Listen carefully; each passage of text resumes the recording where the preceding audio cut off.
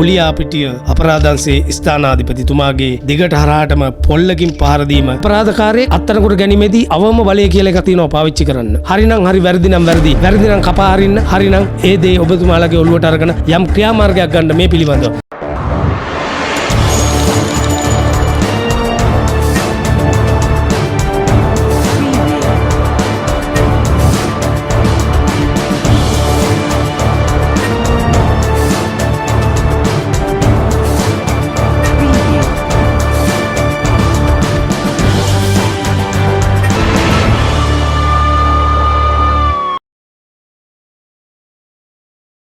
ගවේෂණාත්මක මාධ්‍යකරණයේ සන්නාමය රූහිරු news අපි ශ්‍රී ලංකාවාසී ඔබ සියලු දෙනාම ආදරෙන් පිළිගන්නවා. ඉතින් අද කතාව තමයි කුලියාපිටිය අපරාධංශයේ ස්ථානාධිපතිතුමාගේ දිගට හරහාටම පොල්ලකින් පහර දීම පුද්ගලයෙකුට. සමාජ මාධ්‍ය තුල මේක කතා කරා. හැම කෙනෙක්ම වගේම කතා කරා. මුළු ලෝකයක්ම බලාගෙන හිටියා. මේ OIC මේ අපරාධංශයේ ස්ථානාධිපති සිගරට් එකකුත් අතේ තියාගෙන බීමත්ව ඇවිල්ලා තමයි මේක ගැහුවේ කියලා හැමෝම කිව්වා. හැබැයි මේකේ ඇත්ත නැත්ත හොයන්න නැතුව තමයි සියලු දෙනාම ගැහුවේ. ගවේෂණාත්මක මාධ්‍යකරණය කියන්නේ අපේ රූහිරු එකේ අපි ආවට ගියාට මේ බොරු ප්‍රචාරය කරන්නේ නැහැ. කටට ආපු දේ කියන්නෙත් නැහැ. හිතට ආපු දේ කරන්නෙත් නැහැ. අපි ඒක තමයි අපිට ගවේෂණාත්මක කියන්නේ. ඉතින් අපි යම් ගවේෂණයක් කරා මේ සම්බන්ධව. කුලියාපිටියට ගියා. කුලියාපිටිය පොලිසියට ගියා.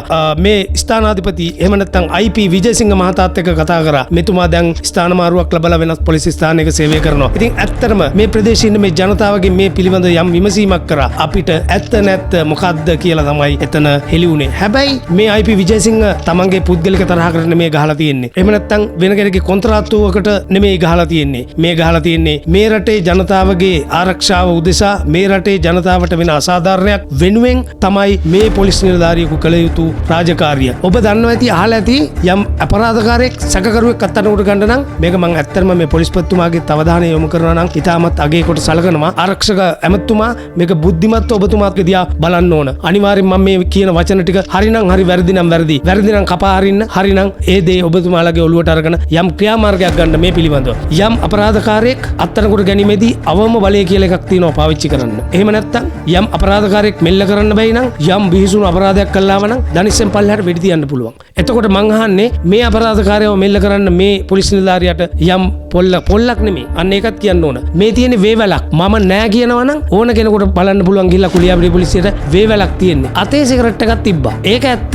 හැබැයි මේ අතේ සිගරට් එක තිබ්බේ එතුමා සිගරට් බොන කෙනෙක් නෙමෙයි. මේ ගෙදරට ඇතුල් වෙනකොට යම් සැකකරුවෝ දෙන්නෙක් හිටියා. එතන සැකසහිත දෙන්නේ. ඒ දෙන්නගේ අතේ තිබුණු සිගරට් එකක් තමයි මේ අතට අරගෙන තියෙන්නේ. මේකත් ඉතින් දැන් කියයි මේක විහිළුවක් කියලා. සිගරට් එකක්ද මොකද්ද? ඒක එතුමා ඒ කලබලයට එනවත් එක්කම මේක ගංජා කූරක්ද මේක සිගරට් එකක්ද කියලා මේ අඳුරගන්න බැරුණා. මොකද ඒකේ ෆිල්ටරේ නෑ. එතකොට මේකේ සාමාන්‍ය කේජිත් ඔතනවා සිගරට් එක විදිහට ගංජා කුරුත් ඕරන පැට්ටෝ කියලා කියන්නේ. පැට්ටෝ ඒ වගේ. ඉතින් ඒකක්ද කියලා ඒක බලන්න වෙලා තුන ඒකත් අතර ගත්තා. අරුන් දෙන්න එළිය හිටියා. ඇතුළට ආවා OIC මහත්තයා. තව නිලධාරියෙක් ඊට කලින් ආවා. ඇවිල්ලි ඉවරලා බැලුවා. බලනකොට මු කාමරේ ඇතුලේ දඟලනවා. දඟලනකොට මූට ගැහුවා. හොන්ටටම ගැහුවා අර වේවැලෙන්. වේවැලක් තියෙන්නේ. පොල්ලක් නෙමෙයි ඒක. ගහලා ඉල්ලුවේ මන්නේ දියන් කියලා. මං කියනවා මම මෙතනින් මේ කතා කරන වීඩියෝ එක නවත්තනවා. නවත්තලා ඔබට මම කියනවා මේ වීඩියෝ එක බලන්න. මොකද්ද කියන්නේ මොකද්ද කරන්න කියලා හොඳට ඔබේ ඔළුවෙන් මනසෙන් ඇස් දෙකෙන් හොඳට බලන්න.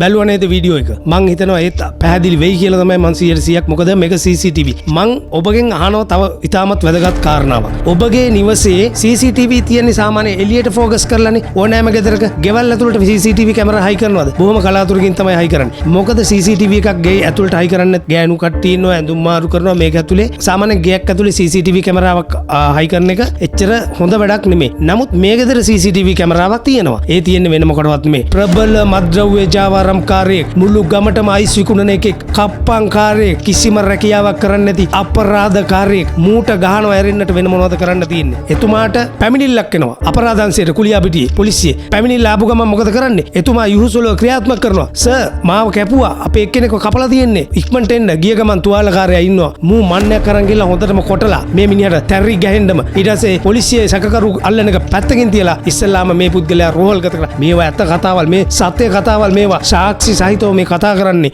ඉතින් මං කියන්නේ මේ යුක්තිගරුක පොලිස් නිලධාරියට එල්ල කරපු දැඩි ප්‍රහාරය තරේ අපි හෙලා දකිනවා රූහිරු නිවුස්. හැබැයි ඒකත් එක මතක් කරන්න ඕන මේ කතාව මේ පුද්ගලයා අගතියටපත් පුද්ගලයා ගිහිල්ලා හොස්පිටල් එකේ ඇඩ්මිට් කරලා එතුමා පිළිබඳව යම් එතන ආරක්ෂාවක් යොදවලා යහුසුලව කඩිනමින් එනවා. පළවෙනි සැකකාරයා ගන්නවා මේ සිද්ධියට සම්බන්ධව. පළවෙනි සැකකාරයාගේ ප්‍රකාශයක් මත දෙවෙනි සැකකරු ඒ තමයි මේ ප්‍රබල මත්ද්‍රව්‍ය ජාවාරම්කරුවා. එහෙම නැත්නම් මේ නිවටයා මේ අහිංසක මිනිහෙක්ගේ ගෙදරකට ගිහිල්ලා සල්ලි වාගයක් ඉල්ලලා මන්නෙන් කොටලා ගෙදර ඇවිල්ලා මූ හැංගිලා ඉන්නවා. හැංගිලා ඉන්නකොට මේ මන්නේ තියෙන්නේ ගෙදර උළුවස්ස උඩ. ඊට පස්සේ මන්නේ දියන් කියලා ගැහුවට පස්සේ තමයි මූ වචනයක් කතා කරන්නේ නැහැ. පේනවද ගහනකොට මූට දැනෙන්නවත් නැහැ. මූ හොඳම හොඳ ගල්ලාන්දෙක් නිකන් එකෙක් නෙමේ පෝරිසාදෙක් ගමටම එපා කරපු එකෙක් කප්පංකාරයෙක් මිනිසුන්ට ඉන්න දෙන්නේ නැහැ. මේ වගේ උන්ට කරන්න ඕන අනිවාර්යෙන් මේ වගේ දෙයක් තමයි. ඉතින් මං කියන්නේ අර අවම බලය කියන එක තමයි ඒ පොලිස් නිලධාරියා මේ අවස්ථාවේදී සමාජ මාධ්‍යයෙන් මොන තාඩන පීඩන එල්ල කරත් ඉතාමත් අපි නින්දිතව පිළිකුල් ලෙස ඒක හෙලා දකිනවා. මොකද පොලිස් නිලධාරියෙකුට එහෙම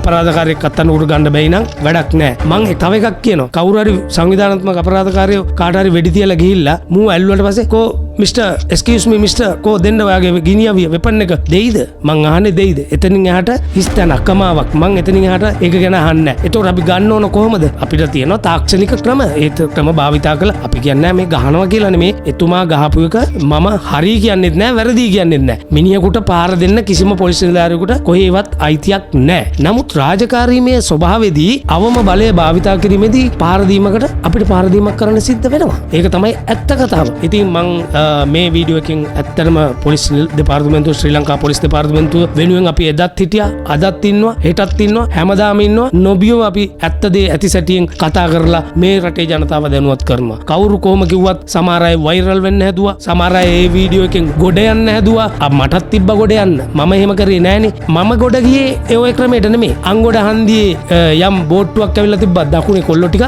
මේ මිනිස්සුගේ ජීවිත බේර ගන්න. අන්න මම හිතලා කරපු දෙයක් නෙමෙයි. මගේ හදවතින් ආපු දෙයක් තමයි මං ඒ වෙලේ ඇල්ලුවේ. ඇහුවේ මුළු විද්‍යුත් මාධ්‍යවල සමාජ මාධ්‍යවල ගියා. අන්න වෛරල් වුණා. 4 මිලියන් වෙනකම් බැලුවා. අද ඊට පස්සේ ඒක දැකලා අම්බලන්ගොඩ ඉන්න මිනිස්සු ඇවිල්ලා මිනිස්සුන්ට උදව් කරා. ඒව තමයි වෛරල්. ආමිය වෙලාවේදී මේ පැත්තේ අය ඕගොල්ලෝ වෙනුවෙනුත් යම් කැපවීමක් කරා. ආමිය වෙලාවේ අපේ රෙදි ඔක්කොම ගියා ගෙවල් දොරවල්.